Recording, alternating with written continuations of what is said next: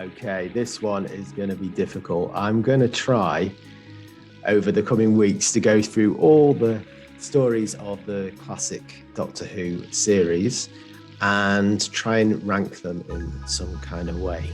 Now, before I get started and before all the hate comes in the comments below, I know there's nothing quite like a Doctor Who fan for the fandom for falling out with each other, but these are completely subjective, my own personal preferences.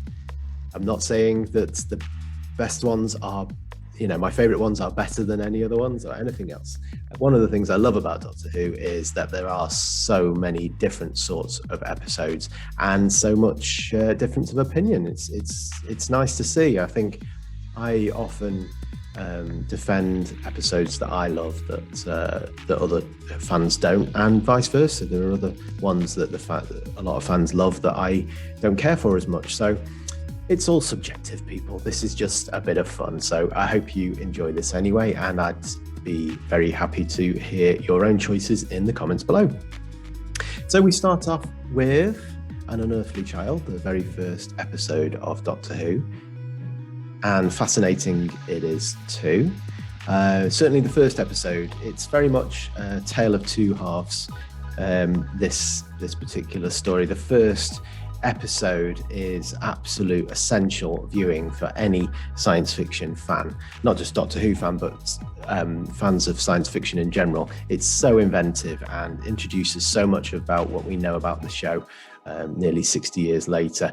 However, after the first episode, it goes a bit downhill and we just have lots of arguing amongst cavemen and cavewomen. So I really, really want to put it as an S tier, but just because of that first episode, so I can't in good faith give it an S because of the other three episodes, but it's still definitely worth an A.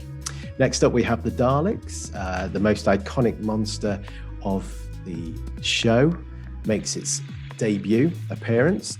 Quite a long story, loses me at times, but still incredibly inventive. And where am I going to put it? Do I put it as S or A? Ooh, I'm going to go S. It's got to be S, hasn't it? It really is super inventive. I love the atmosphere on Skaro, the Daleks' home planet. And it's very, very atmospheric, and possibly my favorite cliffhanger ever, when that stalk of the Dalek is the first thing that we see of it, coming towards Barbara, who's sort of cornered against a wall, and that is just so frightening and well done.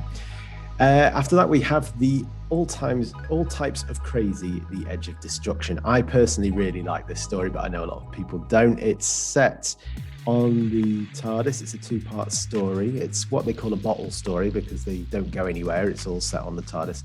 But the TARDIS basically goes back in time without them wanting to, and as a result, they all go a bit nuts and start accusing each other, attacking each other, and it's you have to see it. It's quite interesting. I'm going to put it as a B. Yeah, I'm going to put it as a B. It's definitely worth a watch. Next up, we have Marco Polo, the first of the partly missing stories. I think it's fully missing, actually. I've listened to this on audio. Really enjoyed it, really good. One of the things I love about the Hartnell era is that kind of rainy day family TV feel of it. It's real comfort TV, and stories like Marco Polo really hammer that home. It's a great character story. I really like the relationship between the characters in this one. The sets also look amazing when you see them. I wish it could be found. I'm going to put it as A tier, I think. Yeah, one of the most interesting of the Hartnell stories to listen to that you can't really see. Next up, we have the Keys of Marinus, which is one of the first instances of the show overreaching its bounds, I think, of what it's capable of. But you've got to admire that they tried. It's an interesting one. It has a lot in common with the Key to Time series in that they have to find different keys to in different, and every episode is like a different planet and things, which is really clever. but it doesn't grab me all the way through. There's certainly some great bits to it. I'm going to put it as a C. I think that one. It might get higher as I revisit it. The Aztecs, however, straight into S. No worries there. Love that story. Again, real relationship story. Probably my favourite, joint favourite, along with the Romans, of historical Hartnells. Barbara really comes into her own here. Love Barbara, and I love Ian as well. And it's the first time, I think, when we start talking about the effects of time travel and how, as the Doctor says, you can't change history, not one line. Barbara tries to change history for the better, trying to get rid of human sacrifices in the time of the Aztecs. But it's all around brilliant. The great Shakespearean sort of Richard III performance of the villain as well. I love the Aztecs. It's easily one of my favorites. Followed up by the Censorites. They tended in the early days to do like a history one and then a science one and then a history one again, alternating. And the idea, of course, of having the two teachers, one being a science teacher, one being a history teacher, was to bring that sort of educational side as well as the entertaining side. So there's quite a lot of historical Hartnells, some better than others. So like I say, the Aztecs, fantastic. Some of the other ones aren't quite as good. The Censorites is a science fiction one. Again, like An Unearthly Child, the first episode is essential viewing. It's absolutely brilliant the way they create the suspense and the fear of this alien race that are taking over the minds of a crew. However, after that, once we meet the aliens and realize they're a bit rubbish, it goes downhill from there. But it's still very good. The first episode is brilliant, but after that, it's okay. It's all right. I'm going to put it as a B. The Reign of Terror, the first season goes out on a bit of a damp squib, to be honest. It's okay, but it's a bit worthy, a bit long. And it's not that entertaining, really. They go into history but don't really do much in it apart from getting arrested and thrown into jail and then escaping and then being put back in again, etc. It's a D for me, but again, it might raise up the more I watch it. Series 1 starts with Planet of Giants, really inventive. This one, I love their use of effects on this. It still looks pretty good today, actually. If you watch it back, their use of sort of giant sets and things like that, and it's a pretty intriguing story as well. I'm going to put this one as an A tier.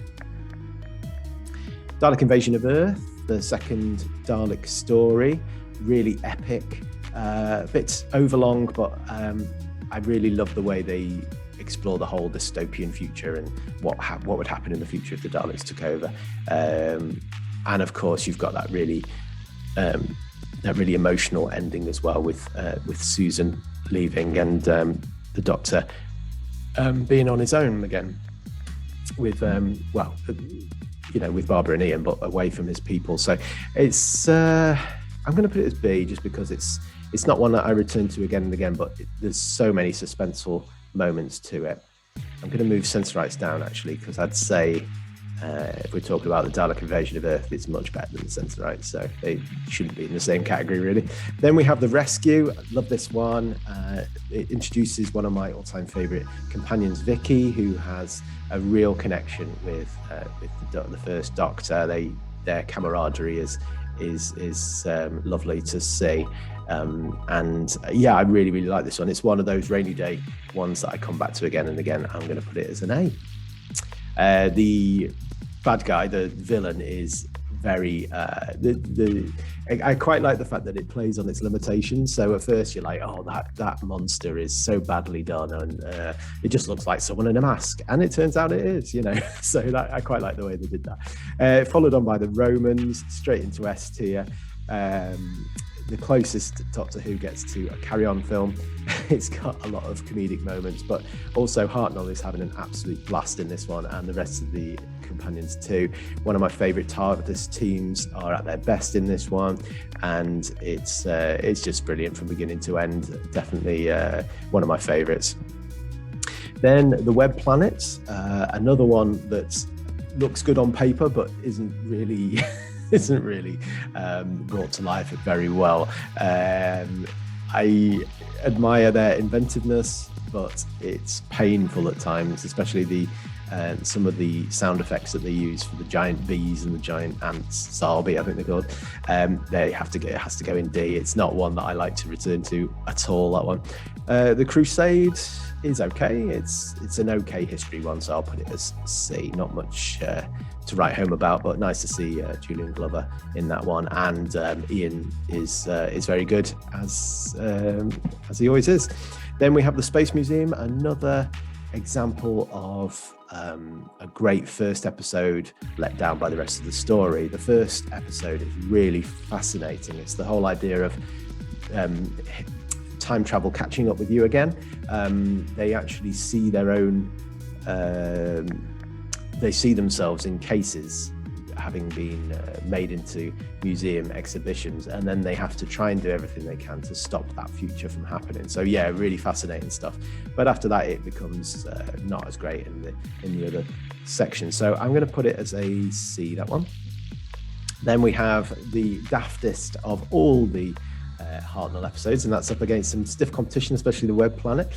We have The Chase, which is another one where each episode, like the Keys to Marinus, where every episode takes them on a new adventure, and as the Daleks chase them through time and space in their own time machine, and this ends up with them fighting against Frankenstein's monster and Dracula robots, and it introduces companion Stephen as well, who gets saved from a celestial prison. It's not one I return to very often, but it's a lot of fun when you do watch it, so I'm going to put it as a C. Time Meddler ends off this season brilliantly. Love this one, probably my favourite of this. Is it the favourite of this season? Oh no, after the Romans, it'd be my favorite, my second favorite. I'm gonna straight into A. Peter Butterworth is the first of the other Time Lords, apart from Susan and the Doctor, of course, that we discover, and another interesting take on the time travel phenomenon. He is a time meddler. He's the meddling monk. He is someone that decides to go back in time and change it for what he sees as the better. So they go back to 1066 Hastings, and he attempts to make Harold win instead of William the Conqueror, as he thinks that Harold would have made a much better king. But obviously, you can't go about changing history like that, as Hartnell says. So it's really interesting to see the kind of, what would you call him? He's not chaotic good, neutral evil, something like that. He's basically, he's not like as bad as the Master, but he's an interesting semi-villain at the same time. But yeah, I love that one. Lots of humor in that one as well, and intriguing story. Love it. Galaxy 4 is another one of these morality tales in a way, because it concerns two alien races. One very beautiful set of, like those girls in Austin Powers. They look very similar to that, with the bouffant hair and silver bikinis and things like that.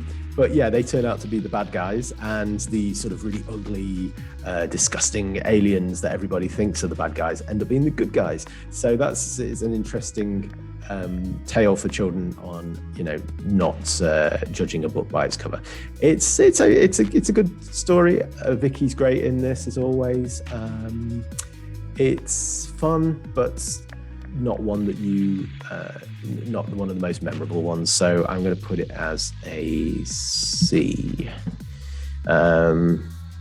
Then we have the Mythmakers, which sees Hartnell being mistaken for a god, and we see Vicky leaving in this one as well, although she gets a happy ending, which is nice. But I need to listen to this one more. It's again, it's okay. It's quite fun, and but it's not as monumental as some of the others, so it's a C, I think. It's missed off the Mission to the Unknown, which is a one-parter, which comes just before the the Mythmakers. There's a really good version of that on YouTube that a university has just remade. So definitely check that out if you get a chance. But that is like the prequel to the longest Doctor Who story of all time, I think. It's the Dalek Master Plan, 12 episodes, and as you'd imagine with 12 episodes, it goes all over the place. We meet and then lose at least 3 companions, one very tragic, it's actually 2 very tragically. It's definitely, I really hope this one is discovered in the future, I'd love to see all the parts. I've seen sort of reconstructions and things, and there's a couple of episodes still available, but it'd be great to see all 12 restored and refound.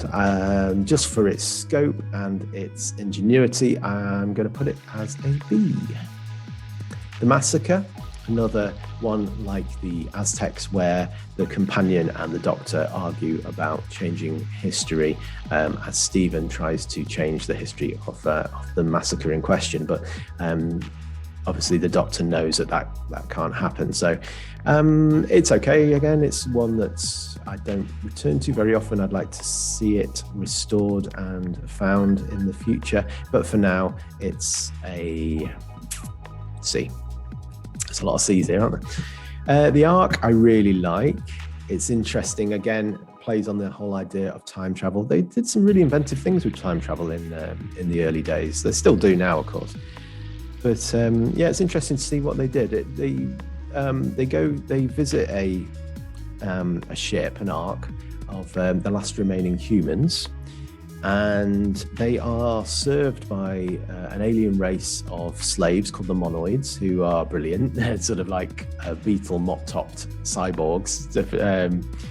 Definitely cyclopses. So definitely need to see them to believe them. They're brilliant. But then they return 100 years later or something, and the tables have turned. The humans are slaves and the Monoids are the aggressors, and it's all down to poor Dodo, one of the companions, who infects them all with her common cold, which they're not used to. So really makes the humans weaker, and which then makes the overtaking of the Monoids happen. So it's very much showing again that what they do in history has huge effects. It's I really like this one. I'm going to put it as an A. Celestial Toymaker, really like this one as well. Great, interesting, sort of omnipotent enemy here, who they rather like the mind robber in the second Doctor's era. He's an all-powerful enemy who can create these worlds, and he tries to capture people in these worlds to keep as his toys. So the Doctor and companions have to play through his games and work out a way to get back. Really like this one, really inventive. I think I'd probably put it as a high B, I think. Gunfighters is another one like the Chase that's utterly ridiculous, but a lot of fun if you just if you're in the mood for it. It does have the most irritating theme tune ever that just repeats all the way through it. So I'm going to put this as a low C, I think. Then we have the Savages. I love the music on this one in particular, but the rest of the story, it's all right. It's one of those about kind of trying to get two races to together, and Stephen stays behind in this one, shows his real kind of moral fibre throughout this one. And apart from the music, though, it's not one that I return to very often, so I'm going to put it as a D, I think. War Machines, love this one. Real 1960s time captured in an episode. I love the sort of swinging 60s style of this one, which is a nice companion to the second Doctor story, The Invasion, which is also set in that kind of swinging 60s. The enemies are a bit naff, but I really like them anyway. It's one of those things that sometimes the more daft enemies are the most memorable. I'm going to put it as an A. The Smugglers is a good one, set in is it Cornwall, I think. It's a good one, but again, it's not as momentous as some of these top ones, so it's a C. And last, but by no means least, The 10th Planet. Very, very monumental episode, story that everybody needs to watch. He's a Doctor Who fan because it introduces two things. The Cybermen, probably my favourite Doctor Who enemy, and also the idea of regeneration or renewal, as it's called here. The Doctor changing from the first to the second Doctor. Really suspenseful, great base under siege tale, and it's straight into S. So I'm going to try and put these into some sort of order. This is going to be even more tricky now, but this is my order of preference of what I like to watch the most. So we are going to start with the S tier. I'm going to put the Romans first. Then, come on, won't let me. There you go. The Romans first, then the Aztecs, then the 10th Planet, Time Meddler, then the Daleks. Oof, I'm going to get some hate for that one. Then in the A tier, I'm going to put, let's have a look, the Rescue, the Ark, Unearthly Child, War Machines, Planet of Giants, Marco Polo. The B tier, I'm going to put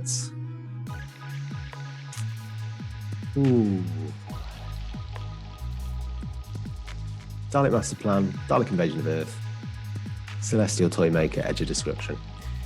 This is even more tricky. The C tier, I'm going to put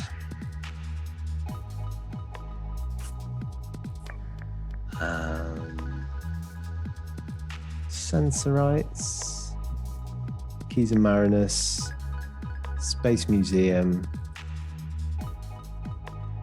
Chase, Galaxy 4,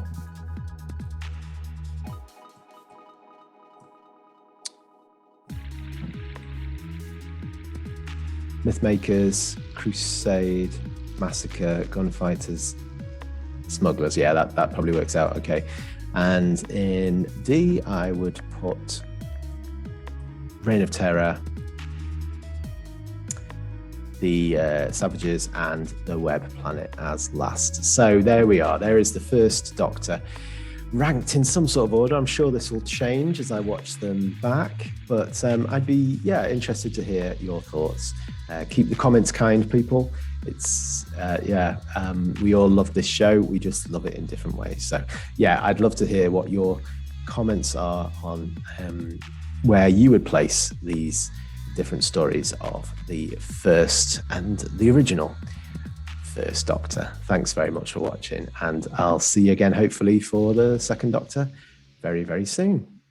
Take care.